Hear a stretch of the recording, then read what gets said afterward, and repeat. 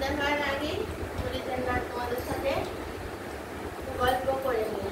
সন্ধ্যা হতে আর অনেকটা দেরি, দুপুরে ঘুমাইতে পারিনি, কিছু করিনি। হ্যাঁ, বলছিলাম যে উপরে অনেকগুলো গাছ আছে না, গাছগুলিতে জল দিয়ে তাড়াতাড়ি করে বলে দিন আগে তোমাদের সঙ্গে চারটা গল্প করতে করতে চারটে খেয়ে নিই, তারপর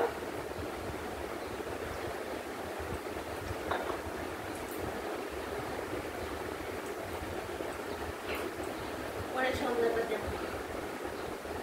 কেমন আছে বন্ধুরা তোমরা? আপনারা তো কমেন্ট করছো না, কিছু বুঝতে পারছি না। তোমাদের আমার প্রোগ্রাম ভালো লাগছে কি ভালো লাগছে না, একটা সাবস্ক্রাইব করে দাও, তাহলে আমার সব প্রোগ্রাম তোমরা দেখতে পারবে। আজকে আমি দিয়েছি কাতলা মাছের পাতলা, মানে এখন তো বলেছি না যে গরমের মধ্যে সব এরকম রান্না দেবো যেন গরমের মধ্যে সবাই খেলে কোনো অসুবিধা হবে না। কালো জিরে ফোড়ন দিয়ে তারপর টমেটো বেগুন দিয়ে কাতলা মাছের ঝোল দিয়েছি। আমাকে সাবস্ক্রাইব করলে সবগুলো পেয়ে যাবে। আর শাকও করেছিল, ছাড়িনি হলো শাক, এটা কালকে ছাড়বো শাকটা। আর আমার মেয়ের টিফিন বই গোছানো, তারপর দুপুরে লাঞ্চ, এগুলো সব পেয়ে যাবে, সব কিছু দেখতে পারবে। তোমরা কমেন্ট করলে আমার খুব ভালো লাগবে। প্লিজ সাবস্ক্রাইব করো, নাহলে আমি আর করতে পারবো না।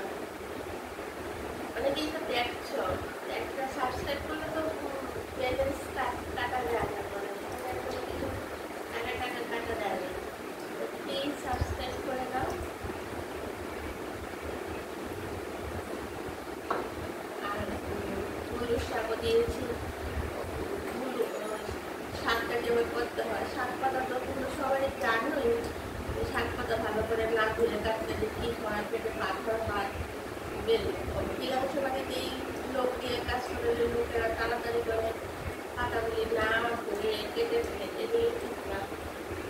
ভালো করে পাতা ধুয়ে তারপর কেটে ভালো করে ধুতে হয়, যেন না থাকে বালি, না কাটার সময়ও শাক পাতা পরিষ্কার করতে হয়। কিন্তু একটা পাতার সঙ্গে অন্য জঙ্গলি পাতা থেকে থাকে, নানা রকম শামুক টামুক কত কিছু থাকে, এইভাবে কাটলে তারপরে এগুলি খেয়ে দিলেই মানুষ যে আজকাল অসুস্থ হচ্ছে।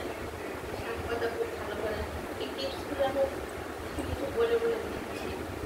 অনেকেই তো চাকরি টাকরি যারা করে, লোক দিয়ে কাজ করাচ্ছে, করে দিয়ে যাচ্ছে।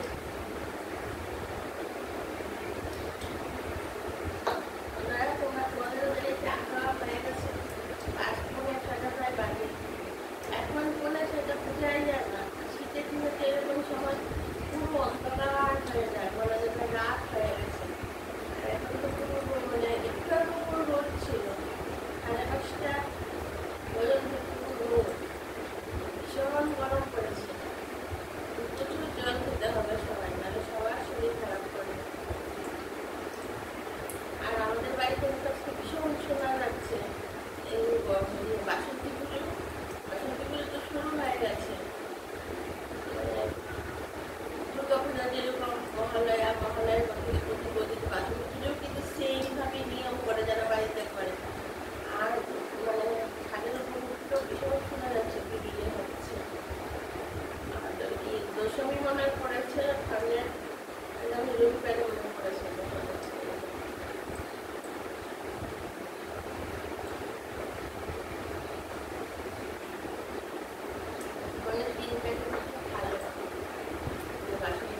মারোয়ারিরা তো এই সময়টাতেই খুব ভালো সময় থাকে।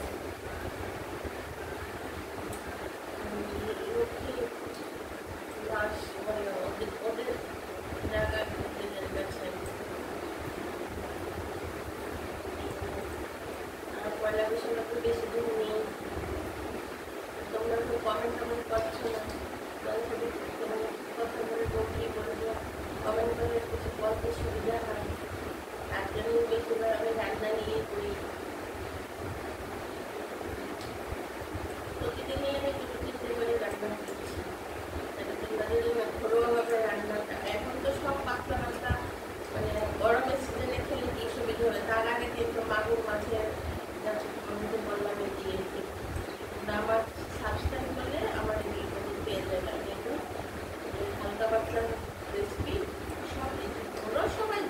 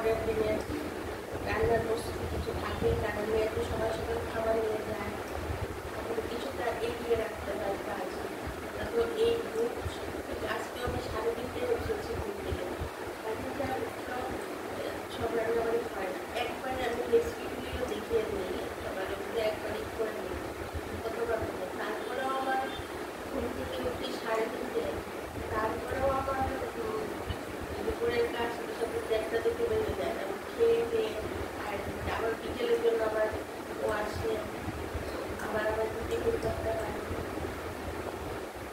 এই যেহেতু কন্টিনিউ সেরকম না, মানে ওই 15-20 মিনিটের আর কি, অনেক সময় আধা ঘন্টা একটু বিছানায় থাকি। তারপর আবার সন্ধ্যে পরেও আবার সেই চলে যান একটু সন্ধ্যার পরের দিনে রান্না বান্না দিয়ে তখন সেটা যদি আগে থেকে না করে রাখি, বিশেষ করে মাছটা ভেজে রাখতে হয়।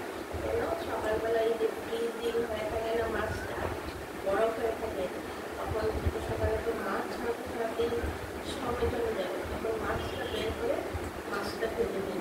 মাছ দেখলে বরফ অবস্থায় যদি তুমি ভাজো, তাহলে ওই মাছের স্বাদ তুমি তাদের যেটা না লোক কাজের যে কাজ করে কি হয়, ওরাও অতটা তো আমরা টাকাবে না যে ওই মাছটাই ভেজে দিয়ে দেবে। তো আমরা তো নিজের হাতে সব কাজ করি, দিয়ে কাজ করে না, মাছটা জলে ভিজে রাখি। মাছটা যখন একদম নরম মানে বরফটা চলে গিয়ে মানে মাছটা একদম ঠিকঠাক হবে, কোনো বরফ থাকবে না, তখনই মাছটাকে ভাজতে হয়। না হলে মাছ আগের দিনের মাছ ফ্রিজে এনে রেখে, অনেকে বলে না ফ্রিজের মাছ টেস্ট নেই, ফ্রিজের মাছ এই জন্যই নেই, ওই বরফ সহ অনেকেই শক্ত অবস্থায় ভেজে রেখে, তার জন্য টেস্টটা ভালো। এখানে যদি একটু জলে ভিজিয়ে অনেকক্ষণ রাখি, একদম আগের অবস্থা ফিরে আসে, তখন আমরা করি, তখন থেকে আবার অনেকটা জল ভালোই লাগে।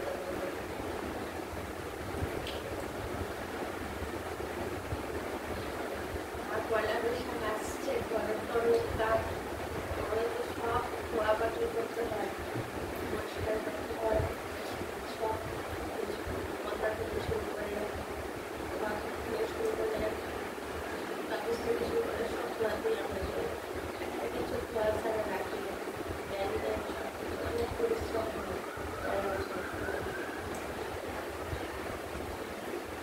তোমরাও নিশ্চয়ই সবাই এরকম ভাবেই করো, বাঙালিদের তো অ্যাটলিস্ট মানে একটা শ্রেষ্ঠ উৎসবের মতো করা যায়, তার মানে সবাই করে, তারপরে পয়লা বৈশাখ দিয়ে শুরু হয়। তোমরা সন্ধ্যা হয়ে আসছে, তোমরাও নিশ্চয়ই সবাই নিজের কাজে অফিস থেকে ফিরে অনেকে আছে ক্লান্ত হয়ে শুয়ে আছো, অনেকে বাসে ঘরে আছো, অনেকে অফিসে আছো। যারা যারা আমার কথা শুনছো,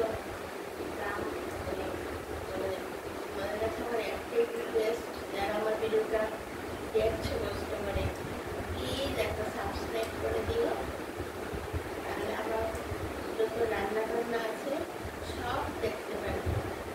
আর এখন তো একটু গল্প করছি, বিকেলে আসি তোমাদের সাথে একটু গল্প করতে, আর দুপুরে তো লাঞ্চটা নিয়ে আসি। সকালে তো সব রান্না করে সেই 5-7